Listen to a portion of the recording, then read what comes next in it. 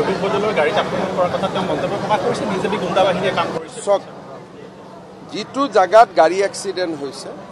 তাত 100% সংখ্যালঘু এৰিয়া মই নিজে বুজি পোৱা নাই সংখ্যালঘু এৰিয়াত কংগ্ৰেছৰ কি হৈছে তাততো বিজেপি থাকিবই নালাগে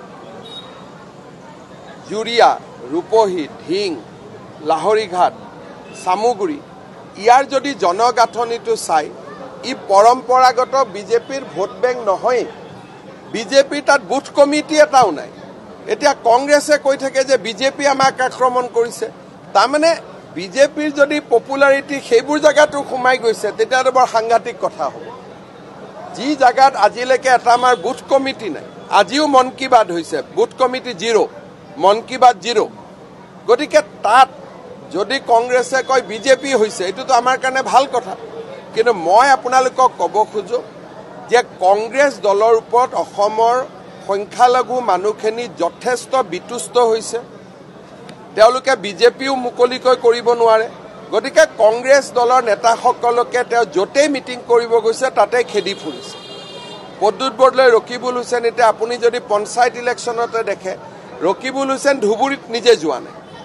কাৰণ এবাৰ ধুবুৰীত গ'লে তাতো আক্ৰমণৰ সন্মুখীন হ'ব য'ত 10 লাখ ভোটত জিকিছে আপোনালোকে চাব আজি কেইদিন হৈ গ'ল অনাই বনাই ঘূৰি ফুৰিছে ধুবুৰীত দেখা নাপায়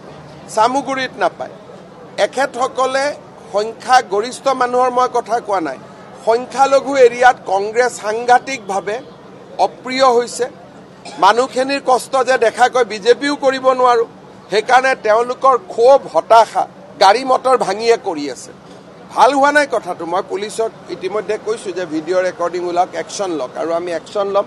পদ্মুত বৰদলৈ মই নিৰাপত্তাও বঢ়াই দিব কৈছো কিন্তু ডিব্ৰুগড়ত তেওঁলোকক কোনবাই কিবা কৰিছে যোৰহাটত কৰিছে গুৱাহাটীত কৰিছে বিজেপিক কওক